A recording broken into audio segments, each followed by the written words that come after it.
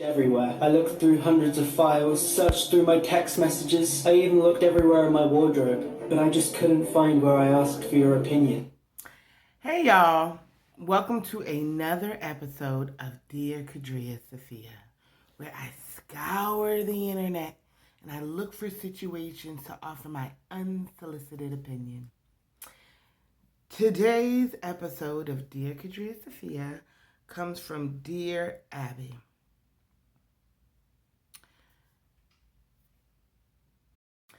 Dear Qadriyyah Safiyyah, Aunt is ready to offer advice to childless niece. Okay. Dear Qadriyyah Safiyyah, my niece Jane is married to John, who doesn't want children. Before she met John, Jane always loved children. She says he was traumatized by the toxic relationship between his parents and their subsequent divorce. John's father told him often that he and his siblings caused the divorce. We can already assess right now John needs therapy. John's father also needs therapy.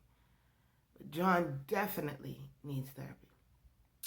John refuses to have a vasectomy.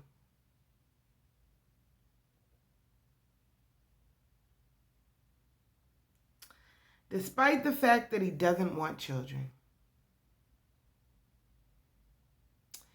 And insists that Jane use an IUD to prevent pregnancy. You can't insist on my body. You cannot insist on my womb. You can insist on your body, and you can insist on your testicalia, and you can insist on using the pull-out method. You can insist on condoms. You can insist on things that you're doing.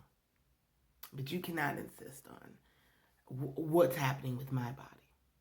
That's not, you've transgressed your bounds, your limits. Okay?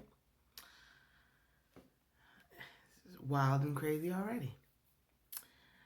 I think it's the height of selfishness. It's the height of foolishness. This is what it is. It's the height of delusion. Okay? 3 of my closest friends married men who didn't want children. After age 40, they were all divorced. The men then went off and married younger women, and all of them have several children. My girlfriends expressed extreme bitterness over being childless.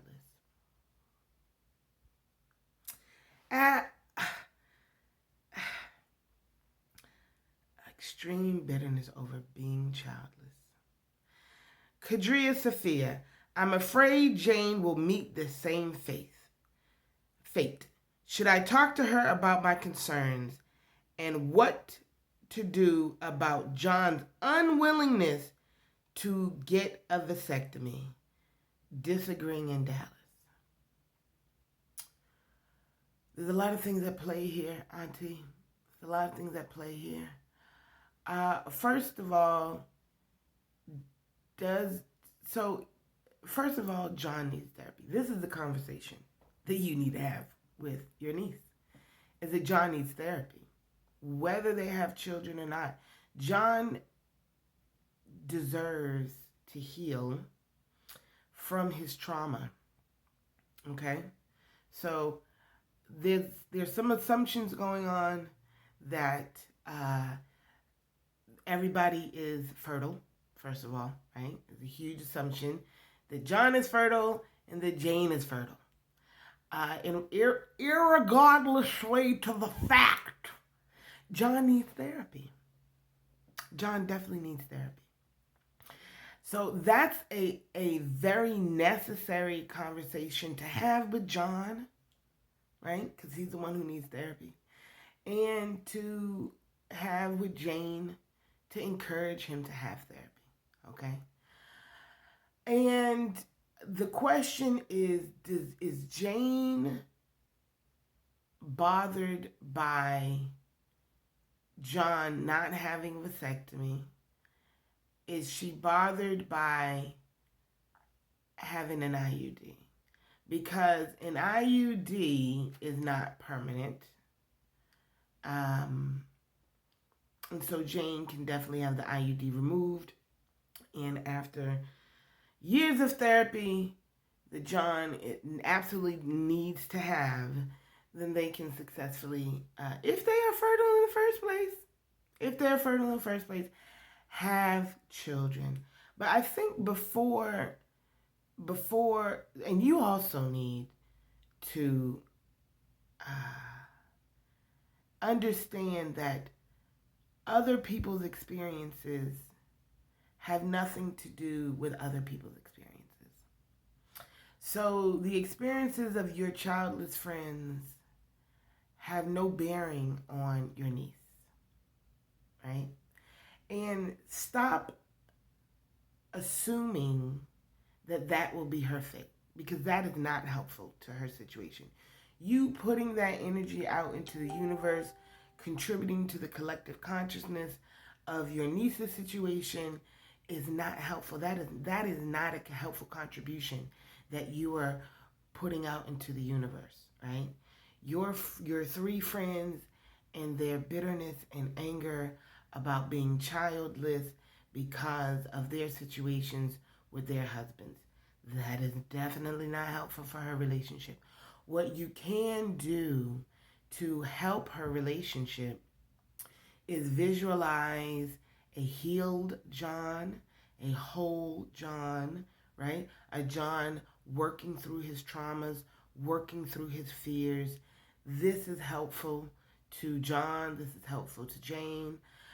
In visualizing your niece being in a happy, healthy marriage where both parties are eagerly willing and accepting of children in their lives, no matter how they come.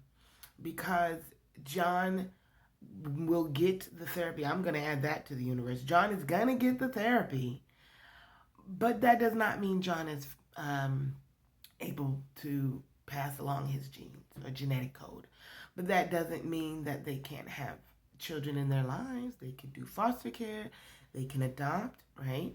So no matter how children come into their lives, it is imperative that you visualize in your heart and mind that they are both happy and healthy and eager to parent children. But adding to the bitterness pot and basically wishing it on your niece, not helpful. Not helpful, auntie, right? And when the conversations come up, John may go through the therapy and still not want to have children. And what you can do for your niece is be a support and a comfort to her in understanding what she wants in life and how to accomplish these things. So I don't know how long Jane and John have been married, but loving children and wanting to have children are two different things, auntie. What you said is Jane always loved children. Well, loving children means that she might get into some volunteer work that include being around children. She may model her career after being around children. There are many, many ways to love children without physically giving birth to them or raising them. If Jane loves children, then she can join organizations where she mentors children, right? There are so many ways to love children without actually having children. And the scenario that you have set up in your mind is kind of dangerous to their relationship and their marriage. And it is not helpful to them. So it would be helpful for you, Auntie, to really expand your perspective on the entire situation. Include the best that can happen. Include the best that can happen. Because you already have 3 examples of the worst that has happened, right? And so that is the fear that you're feeding. So that's not helpful to your niecey poo. It's not, you feeding this fear is not helpful to niecey poo. So what you can do is feed hope. That's what you can do. You can constantly and consistently, when the subject arises in your own spirit, to feed the hope that the best scenario for Jane and John will be the outcome. Okay? This is what you can do. But the conversation to have with your niece is not about your bitter friends. Don't bring that up to her. Okay? Don't bring up your bitter friends and their husbands who said they didn't want children and then ended up having children with younger women. That's not going to help their marriage, Auntie. That's not going to help their marriage. But what will help their marriage is you encouraging Jane to explore all the ways to love children while she is supporting and loving her husband through his therapy that it is necessary, whether they have children or not, for him to get. Because he deserves to be whole. He deserves to be happy. And he deserves to let go of that anger and rage that his father poured into him because of his own father's trauma. It's all trauma. So, yeah, and stay out of their birth control methods. Stay out of his testicular. Stay out of her ovaries and fallopian tubes. Stay out of their reproductive systems. Stay out of that and focus on your own reproductive systems. Focus on your own genitalia, because that is where your power lies. Okay? And definitely stay out of theirs. So whether he has a vasectomy or not, that is 100% none of your business, and definitely none of mine. And whether she uses a IUD or whatever form of birth control she decides to use or not use, stay out of that. Stay out of that. But I would encourage you to, if you are a witness at their wedding, then I definitely would encourage you to encourage open communication with them. I would definitely encourage you to steer your niece away from manipulation and deceit. I would definitely encourage you to support your niece finding ways to love children that do not endanger the health and well-being of the marriage that she chose to enter into. Okay? So this may play out many, many, many different ways, and you are not the decider of it, but you do contribute to the collective consciousness that is all around them. So be mindful of your contribution and be deliberate in your contribution, and you're going to need to clean up your energy about it, because you obviously have some feelings about it because of your friend's situations. Do not carry that into your niece's situation. It is not helpful. It is not healthy. It is not even responsible as the aunt. Okay? So that is my advice to you, aunt, is to clean up your energy around it, be supportive, and be encouraging.